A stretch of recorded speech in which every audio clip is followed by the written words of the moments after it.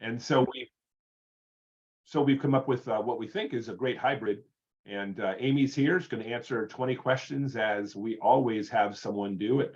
Sometimes it squeezes 21 or 22, and sometimes time only allows us for 18, but it's going to feel like 20 questions, I promise.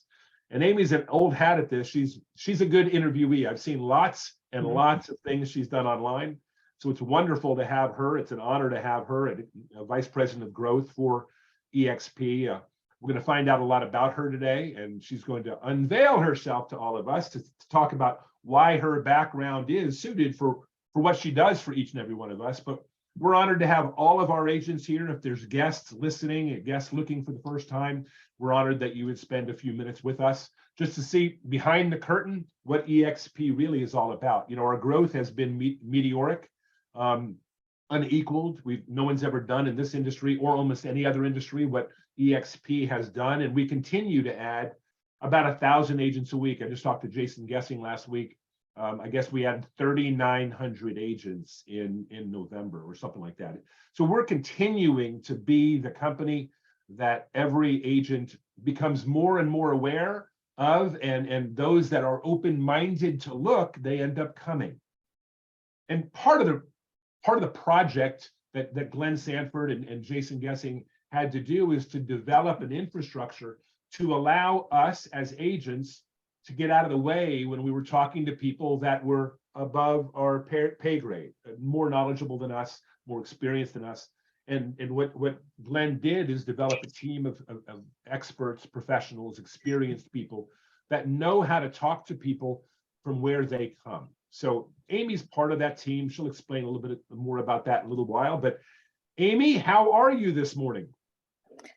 I'm fabulous. I am all prepared for Christmas. We've got all our decorations up, and it's warm and cozy in the house, and all is well.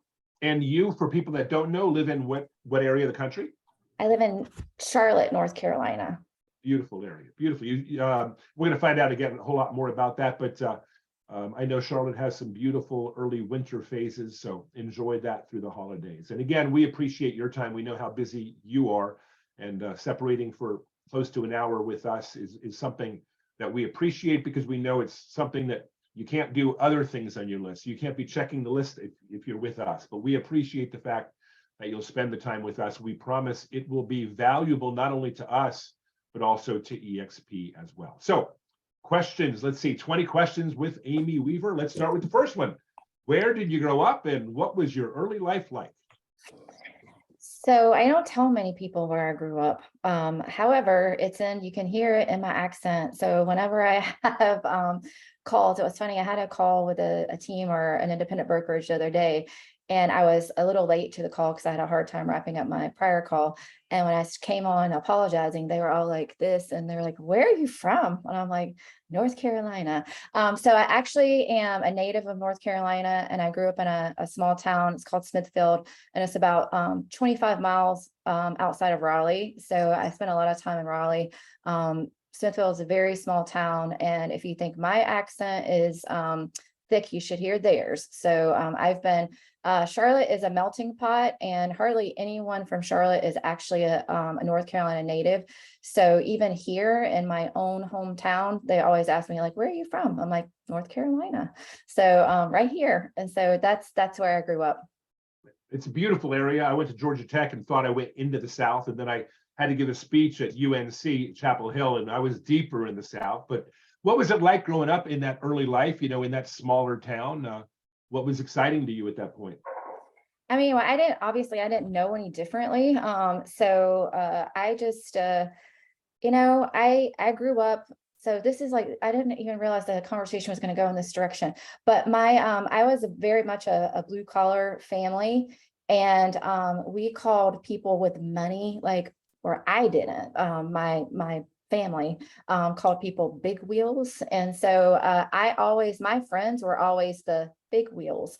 But I was in their classes, and we connected. I would go over to the more, I guess, prestigious homes and hang out with, and that's where my friend group was. And I was like, I don't know why you guys are so down on these people. They're amazing. And so I had a different mindset from the beginning of, where I was, and I surrounded myself, not necessarily like, it just was where I fit. So that's kind of how I was a little bit different than the rest of my family. Even my brother, who I adore and love, like he had that same mindset. Well, I can't believe you're hanging out with them. Like, don't they think they're too good for you? And I was like, no, like I fit right in there. And actually they love and appreciate me. So that's kind of like the mindset of like the small town.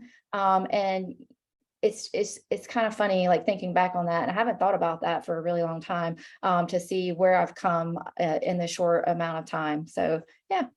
Small town life, like different kinds of thinking, but I did love it. Like I rode in the back of pickup trucks. I would, my fun was walking to gas stations, and I think I used to drink Mellow Yellow. I wouldn't even dream of doing that now. And I was barefoot, and I would play marbles with my brother, and we play backyard baseball. But it was literally like what all of us think of and as nostalgic is, just staying outside all day and then coming in when it's time for dinner and going right back out. So it was like a neighborhood full of kids that were, so I think in that way I was blessed, because I got to hang out with all walks of life, because those guys were, kind of on the same level as my family. And I wouldn't say we were in poverty, but it was definitely a paycheck to paycheck. And it was like, we didn't have an abundance. So yeah, Well, it was thanks for fun. I giving wouldn't us. change a thing. No, well, you learned a lot of good things, and it sure sounds like the kind of place that people would like to come from. It's that feeling, it's that home, it's that apple pie that everybody talks about in America. Now, question number 2 is right down that alley. You were 10 years old at some point. When you were 10 years old, what did you want to be when you grew up?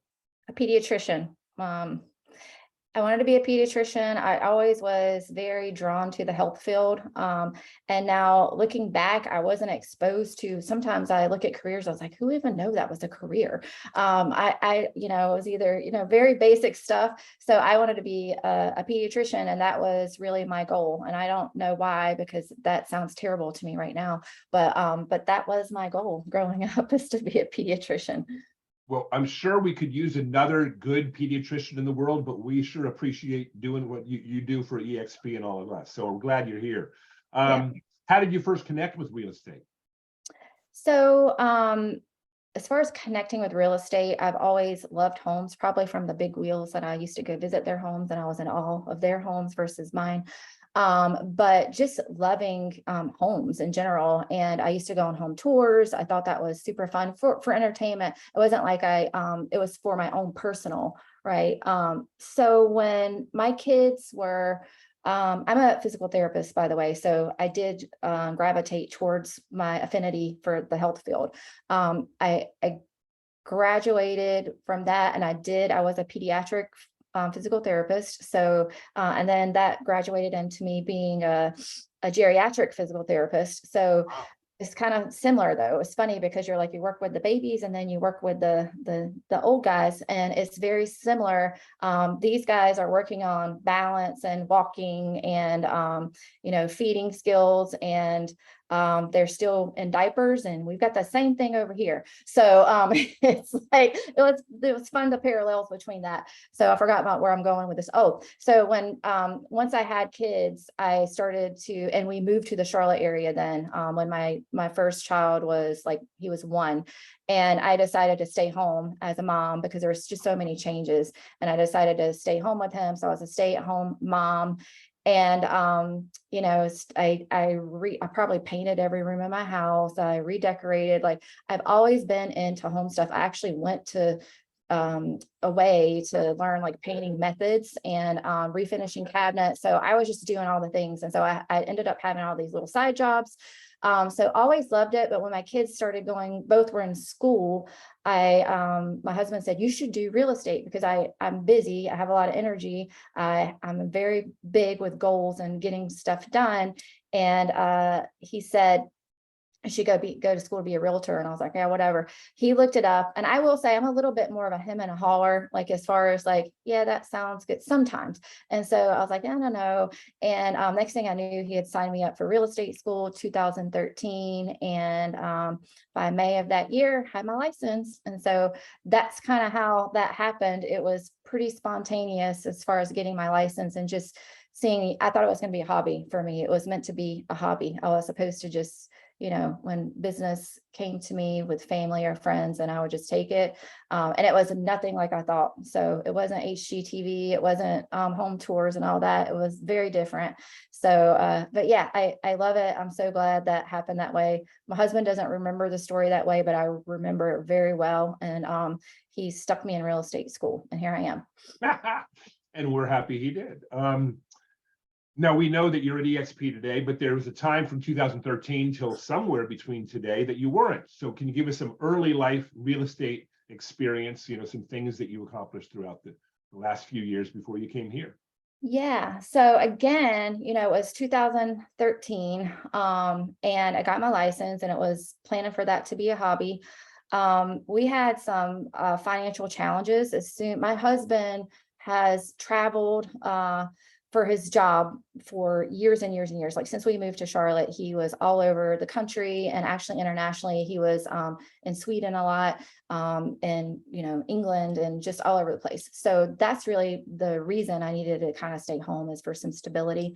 Well, quickly after I became a realtor, my husband started to have some job challenges, and his job that he had became eliminated and was given to regional managers in lieu of like the national managers.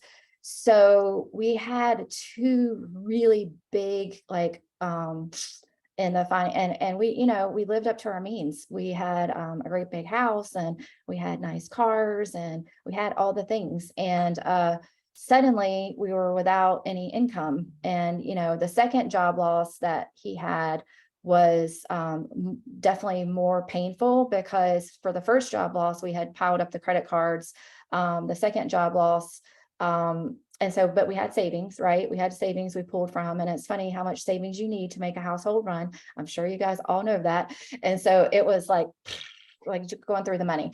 And so, the second job loss is right when I started in real estate. So what I had planned to be a hobby suddenly had to become a career for me. And I just decided to take the bull by the horns and make it work. And I still was very intentional about picking my kids up off the school bus at 2:30. So from 9 to 2, I was boots on the ground. I was working, trying to build something. So with that being said, I started out as a single agent. I have no idea I should know this. I'll probably try to forget, but I have no idea like how much real estate I sold that year. It was just like whatever came, I was grateful for. And then 2014, I probably did about 6 million, and then it just kind of increased from there. I ended up building a small team. And in the meantime, my team leader at the brokerage I was with just started asking me to go talk at real estate schools. And what happened was he wanted me to tell my story, because I came from being a household of not knowing if we were going to be able to go bankrupt, for it being a hobby, to like, oh, this is a career, and really having some pretty good success with it as being kind of a part-time agent that was also a mom, and then dealing with all the things that happen when you're financially unstable. There's like all the emotions that you have to deal with and all that. So anyway, it was a challenge. So but I was willing to take on the challenge, and wasn't really a question. Like I knew that it was going to have to be me leading, and I was okay with that. So in that time, he was like, go share your story with these guys. You need to give them some hope. And I was like, I don't want to share that story. Like that's the worst story in the world. And what I noticed though, when I would start to tell it, is everyone had been in a similar position, and they identified with the story, and it did give them hope. And they wanted to talk to me more. And so there was like so suddenly I was like the number one agent attractor in my market center. And I was tapped then, after I built my team of about 5, to be the assistant team leader. And I just kept doing what I was good at. And then I got the team leader role. And then suddenly I was a team leader of I got tapped from a different market center in the Charlotte area, Fort Mill, right outside of Charlotte, in South Carolina, and grew that market center to over 500. And so, yeah, it was a fun time, and I came a long way. And that when I think about the journey there, you're like, wow, it's hard to believe just 10 years ago I was there and this is where I am now. So that was me. Wow. Well, growth, and goal orientation is what I continue to hear. Vision was there. You weren't afraid to work. You did what realtors do. If you're not afraid to work and you're not afraid to learn and you're not afraid to goal set, then you're going to succeed. It's an industry that is allowing people to do the right things if you do the right things. And it sounds like you have. I know at some point you then connected with EXP. What was that like? How was that connection made? So that happened. I hated EXP, despised them. So I don't know if all of you did at one point, but everything I was building, I had to keep defending to agents that were seeing the opportunity at EXP. And of course, I had tainted information from where I was. And so I had a very different perception of EXP than what was reality. And so my assistant team leader, while I was at the 500 agent market center, she decided to blast out a video that I did to, it was like, Caldwell Banker and all the EXP agents in North Carolina. And I was like, oh, great. I was like, now I'm going to have reverse recruiting and they're all going to be after me. And so sure enough, that did happen. And then one guy in particular, he's like, I would really like to meet with you. And so I started looking him up. It was Rich Tomasini. I'd heard his name before. I knew he was pretty big at EXP. And so I was like, so I went to meet him and I told the assistant team leader, I'm like, just so you know, we're not getting Rich Tomasini here. I'm like, it's not going to happen. So he's going to try to reverse recruit me, but I want to hear what he has to say. Like, I want to hear why everyone is so intrigued with EXP, because I can't tell you how many people I actually did talk out of going to EXP that came to bite me later when I and also that I had to leave to go to EXP. But when Rich sat down with me and showed me the true model and what it was, a light bulb came on and I was like, wow, like this is everything I love at where I was, KW. You guys have figured that out by now. That's where I was. So KW, but so much better. And he showed me what he's been able to do. And so the only question I had is, because my experience being at KW is I had to wrangle these people to try to get me to help them build their downline. I was like, I just need a card. Did you have a great experience with a cross sell? Something like, give me something, bring people to me. I'm trying to help you here. And it was always me, doing the work. And so I'm constantly doing the work. The agents were just doing their business. Right. And so I when I listened to Rich and he showed me what he had been able to do, and he was no longer in production, I looked at him and I'm like, he's like, Amy, I want to retire you in 2 years. And I looked at him and I said, but Rich, I was like, first of all, I didn't believe that was possible. But I was like, Rich, I was like, don't you think you're an anomaly? And he's like, he leaned in and he's like, don't you think you are? And I was like, I was like, that's a good question. And so I was like, heck yeah, I'm an anomaly. And so I saw it. And yet I didn't really know how to grab it. My past history with all the financial stresses, and I had a salary. I had great bonuses, and I had no longer been in production. I didn't have my team anymore. So I wasn't quite sure, because we hadn't really recovered fully from our financial disaster that we had, doing so much better. But, there's a lot of stuff that we had to catch up on. And so I couldn't figure out how to make that jump, because I was like, it's going to take me a while to build this. So I've got no income coming in. And so I had to say, let me sit on it. But in the back of my mind, and this was 2020, so it started 2021 still at KW, and I knew that there was a better opportunity. And Rich came to me, I think in March, and he said, hey, there's a VP position open at EXP. I think you would be phenomenal for it. I think you should go for it. And I was like, oh my gosh, she's full of crap. And so I was thinking to myself, I was like, really? Like he thinks like this is never going to work. I'm not qualified to be a VP. And I told him that. And he said, Amy, he's like, actually, you've been vetted, like we know your numbers, like we've looked at everything. He's like, you would be perfect. And so I literally just did the resume to check the box and say I did it, because Rich kept saying, hey, did you turn in your resume yet? Just do your resume. And Keely would, did you do your resume? And I was like, oh geez. So I did it just to check. Hadn't done a resume since I was 22. And so I was like, wow. So I did it, and I got a call to come do the interview and with Dave, and Dave didn't look like a president. You guys know that I'm not saying anything that you don't know about Dave, but I think he might have had on like a ball cap and like either a sweatshirt or t-shirt or something. And so I'm having this interview and I'm thinking to myself, like, who is this guy? So obviously I didn't do a lot of homework.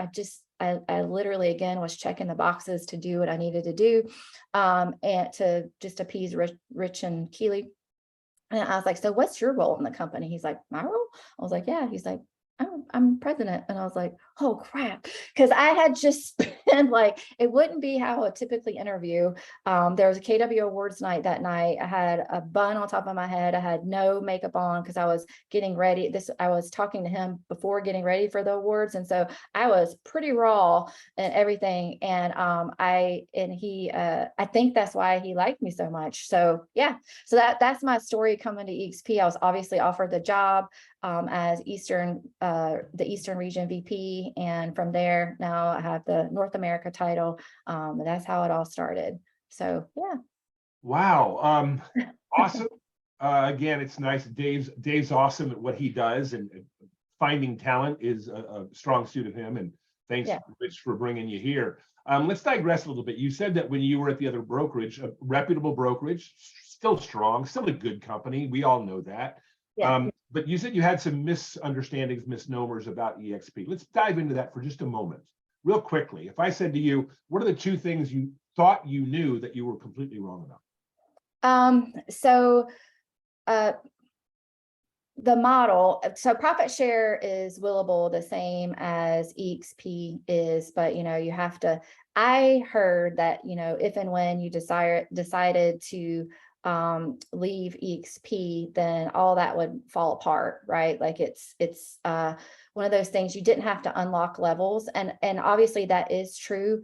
And my coach would have me talk to other coaches and would talk about how, basically it's all gonna like unravel and fall apart. So that was one thing. And we're gonna get to the one of the other questions I think that you're gonna ask me later, but it was that they're a recruiting company, and that is true, but yet wasn't I at a recruiting company? I was like, all they are just recruiters, and like care about that, like it's just there's no production. And so obviously these are the kinds of things I was asking Dave, because the culture was awful. And so that was super important to me from where I came from, to know that the culture was going to be one of like raising each other up and all the things. So there were just a lot of small little things about the only way you could make money was to be in recruiting, and everybody was only about that. And just it's not that there obviously is an opportunity there, and that's fine, but that's not all it is. And only 12% of EXP is actually benefiting from revenue share. So obviously there's 88% who are out there, not even thinking about attraction, and they should be, right? They absolutely should be. And I would talk to them and say, hey, be one of those that, when you have a cross sell, or be excited about where you are and the opportunities and share it. And that's going to be the quickest way to attraction. And so I had to kind of overcome some of those perceived notions that I had about EXP. And I found out that your rev share is willable. You just have to have a license, and that's easy. You've got a year to get it. And so it was just a couple of things where I just had to overcome my jaded thoughts of what had been taught by other KW leaders. So, and it was them thinking in scarcity, right? It's when you're in fear and when you're in scarcity, then you're going to make out your competition to be evil. And obviously, that's just human nature. And so, yeah, that just a couple of things that I had to overcome in my mind is like that KW was the best. It had the best training. Like EXP doesn't have any training. There's nothing there for agents to build their business. It's not about building your business. They don't know how to build business. And so really quickly, I'll say I've never met stronger business-minded people than right here at EXP, and they can think outside of the box and they know how to build super amazing, profitable businesses that are not only in real estate, but in other lanes. And I've been nothing but impressed for people that know their numbers. I used to have to beg for people to know their numbers. They know their numbers, they know their goals, and they are on a mission to get it, and they're wanting to help everyone else come alongside them. So that was definitely a great experience once I got here. We sure like that soundbite. Thank you so much for that one. Leading to the recruiting question, at one point, Remax was known as the recruiting company, and then KW became the recruiting company. And that's why they're the largest at the present time, with more agents anywhere else here in North America. Yeah. But given that, why do you believe so many agents for the last 4.5 years have been coming here and joining us at EXP? I think it's for the opportunity, right? It's the opportunity to connect with like-minded people that are growth-minded. There are 3 lanes that you can benefit from financially, and really being able to see that. That was another thing, like them saying stock was a joke. But I ended up calling a couple of agents that had left, and one had been with EXP for 2.5 years after leaving KW, and he had $250,000 in stock. And when he said that was going to be a life-changing thing for his family, I was like, I felt that. And I was like, wow, you're really doing the things that you're doing your business the way you would always be doing. And yet you have this opportunity to earn stock, and that compounding effect of that, year over year. I mean, what do you have? You have like certificates of, being number one, or going back to social media and saying, oh, I was number one in the market that month, or I was number one in the region. Like, that is not financially tangible, right? And so it might make you feel good, but I would much rather feel, good about that I'm building something for my family that they're going to reap the rewards from. And so the opportunity in that, in all 3 lanes, and if you're growth minded and you're entrepreneur minded and you are business minded, then that is just going to make sense to you. And so I think that there was an excitement and a buzz, like people were so excited about it. And you just, like what I said, you want to tell everyone. So everyone was like, I know when I came over, everybody was in my inbox saying, oh my gosh, like we thought you were KW forever and ever. What happened? Like, what are they having you guys drink over there? Like, what's going on? So I think, that excitement, and people just want to know what it is. And then when they actually see the full benefits of what EXP offers, they just want to be a part of it. Well, you can drink everything if you have an open mind. And that's really all we're ever trying to connect with agents to do. We're not asking them to come, we're asking them to look. And if they look, once they see, like you did, you just can't unsee. You are a great ambassador at the level of, you're a great ambassador for real estate as it is, and a testimony from the very beginning of your career. But you're a great ambassador here at EXP, and especially when speaking with broker owners and team leaders, which again is, I think, most of what you do. From outreach, agents like myself will bring to you a broker owner or a team leader, and you'll help speak to them at their level. Like, again, because some of us can't speak to their interest or their needs. Why do you think you connect with them so well? I think it's listening. As a leader, like I think it's super important to listen to, and this was, as an agent as well, when you're talking to a homeowner or a potential buyer, is really listening to them and what their goals are, doing a pain analysis or a needs analysis, and seeing where the conversation needs to be directed, and really letting them lead the conversation and being able to figure out how to solve a problem for them. And that's really it. It's like you put your ego aside. I really don't have much ego. The ego that I do have is like just me competing with myself. I mean, I always want to show up the best for me internally, knowing that I'm doing the best. And that was always like, whether it was being a a student or a parent or whatever it was. But putting that aside and you make it about the person in front of you.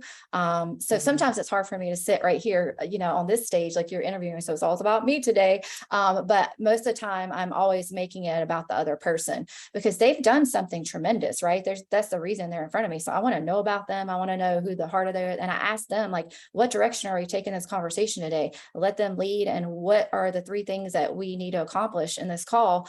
And when I do that and I listen and I really listen, then they know I care and I'm talking to them about what they want to talk about and they feel good. So that's basically it. Like, that's all. Well, since you said that when you talk to someone, you let them direct the conversation, take it where they want to go. Let me tell you where I want to go. Okay. Where I want to go is, let's talk for a moment about broker owners. You talk to so many of them. Given today's real estate market, which is shifting, as we know, what is it about our platform, and why do you feel EXP's offering is something that brokers of record should strongly consider? I mean, they should look at us with an open mind. For what reasons? I think, even before the shifting market or whatever is happening now, it was hard for them. They have to wear the hats of all the things. They're constantly, HR, even if they've hired people for that, people are going to always go to them. And it's like a constant, like, you're hiring for this, or you have you're the, sole responsibility, liability is on you. You've got admin that you have to take care of. You've got agents, they're perpetually on the hamster wheel of coming and going because they see opportunity at EXP. So suddenly retention is an issue. It's not scalable. They can't offer the same technology tools and support that a company as large as ours can. So when they really take their ego out and say, hey, I can really have everything I have now, but put it under the umbrella of EXP and have so much more peace in my life. And I can really focus on what I do best, which might be training or coaching or, just being that person to sit across and have a cup of coffee with and not have like all the other like the tasks that they're burdened with, and let go of that liability and become more profitable, actually, because when you look at what they're making, like, it's not much. And so if they're willing to look at the projections and see the long-term benefit of being with EXP, then it's a no-brainer. So when I sit down, I'm looking to see where they're paying. And oftentimes we're doing a financial analysis, and because they need to see it in black and white, like, what's it look like now? And maybe they might take, a couple of steps backwards to take 5 steps forward. But it's pretty rapid, and and they have to understand it's not just opportunity for them, it's opportunity for every single agent that they have.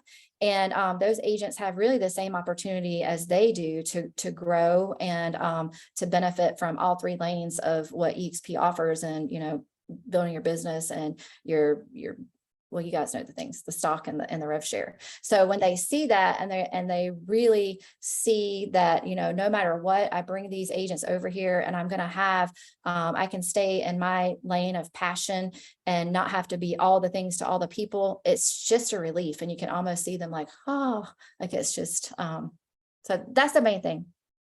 Several things. The steps they go through. First, they're reluctant to talk to any of us. Then they see the information, and let's pretend that they go, oh, this is interesting.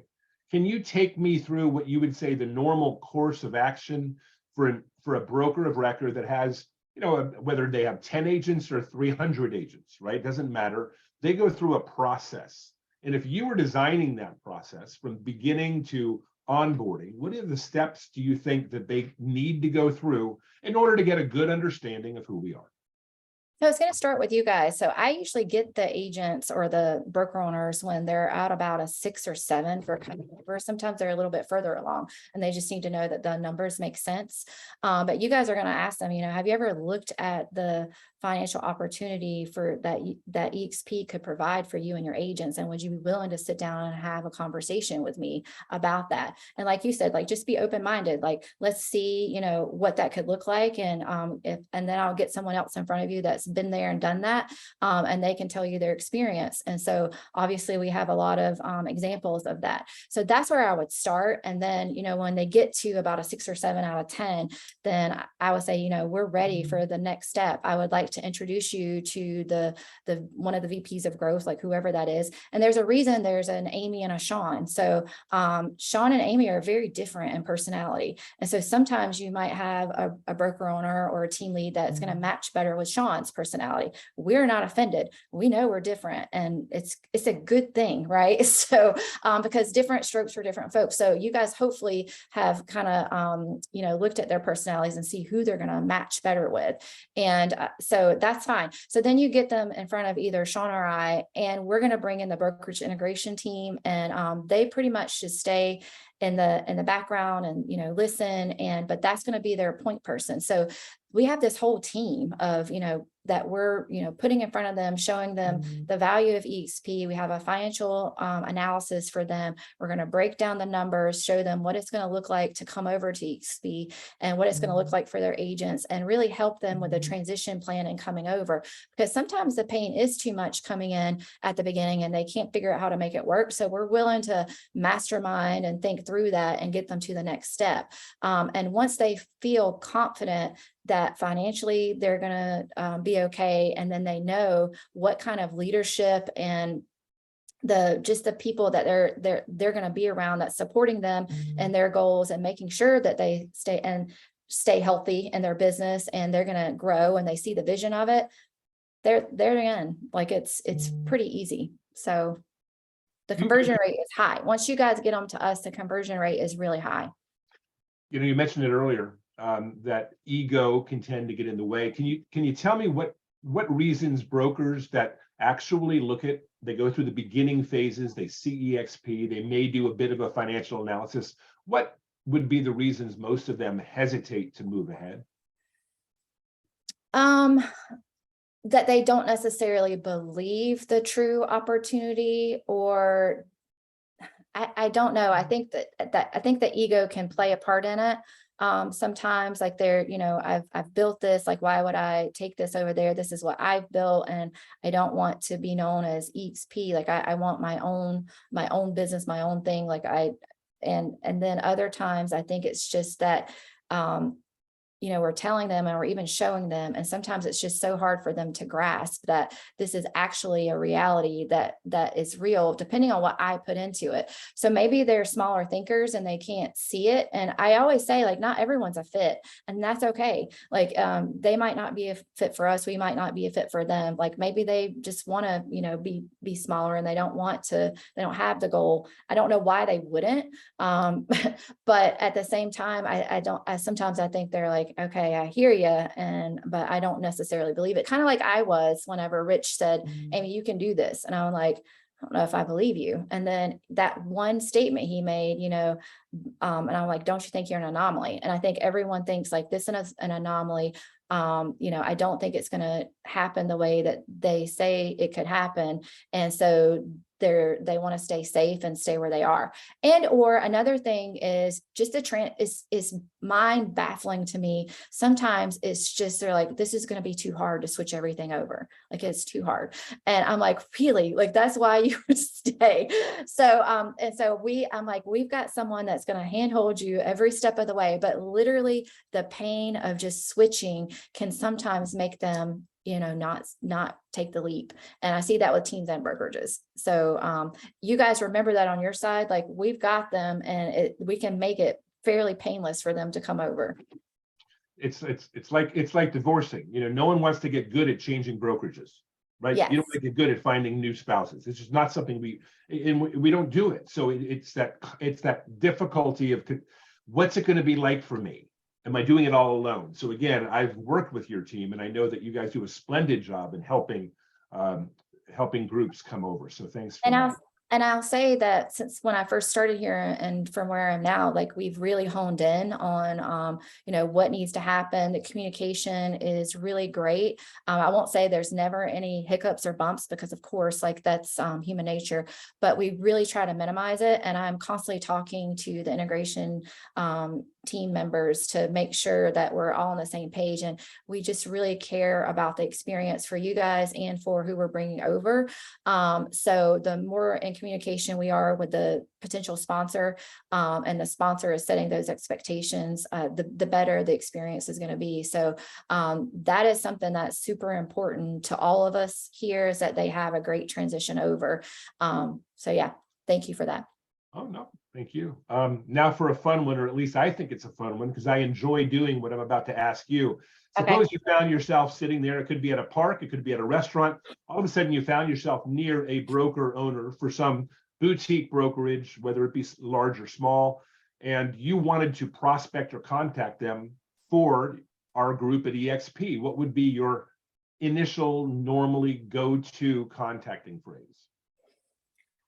So pretty much what I went back to a while ago, I would ask them, I would first seek to understand like where their business was and, have some clarifying questions. I'm always going to build a rapport first, but at some point I want to ask them, have you ever looked at the opportunity of EXP? And I would love to sit down and show you that. And so it's just really them feeling like you care first, and then just asking them to be open to the opportunity. And I don't know if that's what you mean as far as like what statement would I made, like to get them in a sit down. I'm not going to do it right there on the spot. I'm not going to throw up EXP on them, but I want to get them into another appointment, and then we're going to set it up right then, as to when we can really sit down and look at the benefits of how EXP could help their business and help create a succession plan for them, and something that's going to produce generational wealth. Like I would love to sit down and just explore with you if that could be beneficial. Maybe it's not, but would you be open to at least looking at it? That's it, like something simple. I find the terms "open to look" to be a wonderful phrase. Are you open to look at why so many brokerages have partnered with EXP? Are you open to look why 80,000 agents have joined a company that you can't understand why they've joined? Wouldn't you want to know why they're joining, whether it be competitive value so you can compete against us, or maybe there's something in it for you? I think Yeah, because I mean, maybe their pain is that they keep losing agents. And so then we could show them how, the retention is going to be so much better if they come over to EXP, partner with us, and they have scalable tools, better technology, and more opportunities for those agents that are leaving them, if they're able to bring them over here and really show them the path of growth that EXP can provide for them. Thank you for that, as always. Discussing a little bit different is team leaders, because they don't have the exact same responsibilities, and they don't get all the benefits that brokers could get. How would this shift if you were talking to team leaders? You do it all the time. Why? Because I hear it all the time. It's easier for me to connect with brokers and get them in discussion than sometimes team leaders. What's the mindset of a team leader, and how could we approach them? Why would they come? What would we say? Yeah, and I first of all, I want to address like the team leaders being different, because they're very focused on, attraction, and they're usually obviously supported already by a brokerage. And so some of the pain that the broker owners are going to have, they're not necessarily having. But I really think that if you can, they're still having some of the same pain though, as far as like retention and agents, once they get their feet wet and they understand real estate, like some of those team members, like they're like, why do I need the team now? Right. So they're gonna jump off the team. And I know for me at Keller Williams, like it became like this very hostile environment, where the team leader and when the team member wanted to leave the team, it was very controversial. And I would have the team member kind of like, I want to leave the team. And, the team leader's like, I don't want them to leave the team. And so there's this, and then what would happen is the team member would leave Keller Williams altogether, or leave the office altogether. And so what if we had something where, if you're bringing on your team, and if they decided to go be you, rather than you saying, oh, I only want you to be but so good because I need you to stay on the team, and I need you, to support me and my goals and what I need financially. I need you to stay. But what if the thought was, rotate on my team. Let me teach you everything that I know. And then the goal is for you to go in 2 or 3 years and build everything that I've built. And you have like, you have a vested interest in that, right? So it's a different way of looking at things. And so when you think about retaining agents and training them, it's not just for naught, because what if they go jump to another team or they become independent? Like, it behooves you for them to become you or better, right? So it's a different train of thought.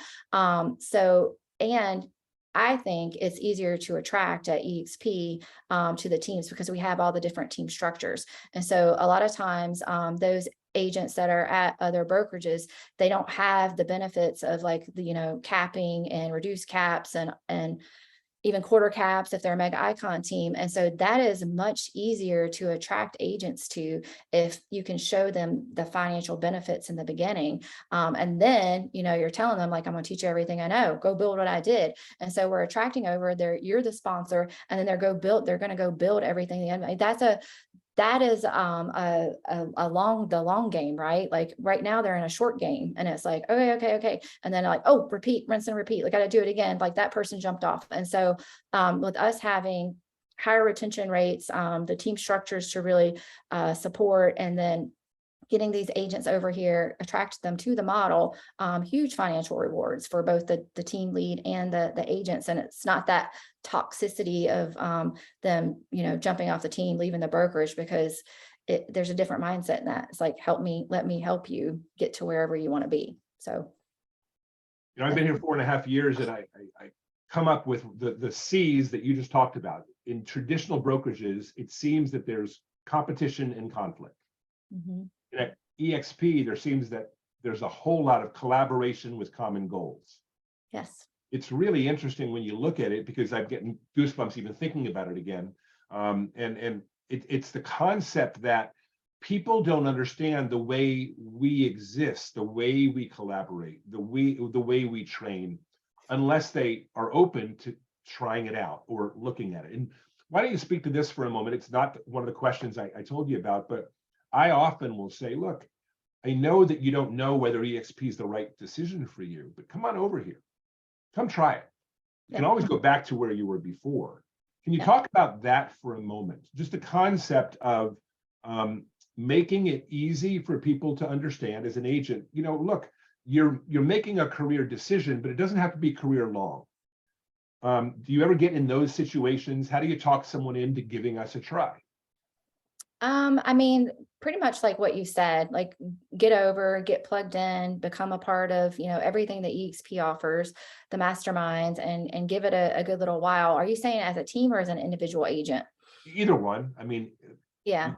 whichever you I mean, prefer. yeah. I mean, I think if they were to really come over, and I think where it can sometimes go sideways, at least for individual agents, is when they don't plug into all the things. Like there's so much, right? And sometimes it's overwhelming. Even for me, I'm like, oh, I was like, because obviously I have my own little organization, and then I'm like, here, what do you guys need to do this week? And so there's so much. So what's going to move the needle the most, or what's going to help you most in your business? So making sure that when you do get these guys over, I mean, they really are. Some are going to be more, self-sufficient than others, but they really need your guidance and support. And I think once they come over and they see and they plug in to all the EXP is, and it's not just within their own organization that they're getting growth from, right? Like we have, like people are in all kinds of masterminds and calls. I know there's the family tree, and there's a new call. If you guys don't know, it's at 8:30 Eastern to 9 every morning. And it's really about mindset and skill set every morning from Monday to Friday. And I've never heard so many people say how amazing this call is. I'll send it over to Eric so he can send it to you. But that is not benefiting the person who's leading that in the least. And so when you really see like the heart of EXP and us really trying to help the next one, level up, or even, level up one from there, and you feel that, then I think that it's worth a shot to give them like a short term, like, hey, just get over here, get plugged in, see how you like it, but then make sure you're walking with them on that path, and that they're with you, and you're showing them all the different things of EXP, because I think it's overwhelming. And when they decide to not plug into that, I think that's when we're going to risk losing them. But as far as a team, like when I'm looking at teams that I think would be a good fit, I think one thing I'd say to them, I mean, I see, that you've created something amazing, and it looks like you're a level 10 talent with a level 2 opportunity. And what if I could match the opportunity with the talent that you have? And can you even imagine like what you could do at that point? And so that seems to be one that really grabs their attention. Love that. Great. You're level 10 talent and a level 2 opportunity. Awesome. Right. We are There's going only but to so much they can do with that, right? Like as big and as good as they are, like they're never going to maximize their potential because they're not in the right setting. So we want to get them in the right setting so that they can really maximize their full potential. Well, look, going back to the very first thing you said, you were a big whale living in a little sphere, right? So someone needed to get you an opportunity that matched your ability. We're going to go. We're gonna go back Never thought about that. That was good, Eric. when you interview me, I'll come out with a whole bunch of those. I like it. We got a couple more business questions, but I want to go back personal for a minute, because this is one of my favorite questions. If there is a next career for you, 10, 15, 20 years down the road, and we don't ever want to lose you, but if there is a next career for you, what would you like to see yourself doing 10, 15, 20 years down the road? I mean, I think we all think about that, right? So, oh Lord, we'll say 10. So I haven't thought 20 years out, and I don't really want to right now, but 10 years down the road, my heart is really coaching and training and providing that hope for people, and so that they can see their full potential. And so I really see myself like being more of a coach, and really a life coach. Like I like all the different parts of, mindset, heart set, physical, and business. And so if I could choose, like in 10 years, I would be, still pouring into my people, and helping them live better lives. And so, and as far as like the setting of that, like I'd love to have like maybe I probably will have a place still here in Waxhaw. I'd really like a team. My husband just got his license. So super exciting.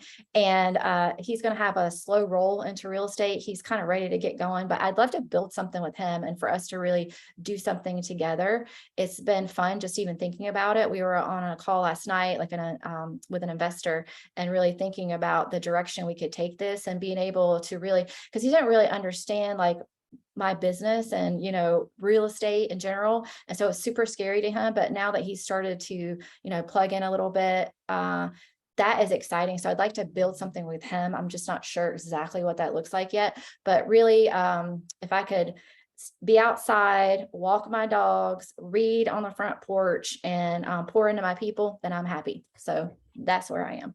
Well, I got a feeling you're goal oriented. You'll figure out a way to do that. So let's bring it down the home stretch. You've worked inside the company now long enough to know that we really do some things better than other brokerages do. What would you say a couple of the things that we do better than most, or better than all? I think the model in itself is superior, right? And we're going to have copycats on that.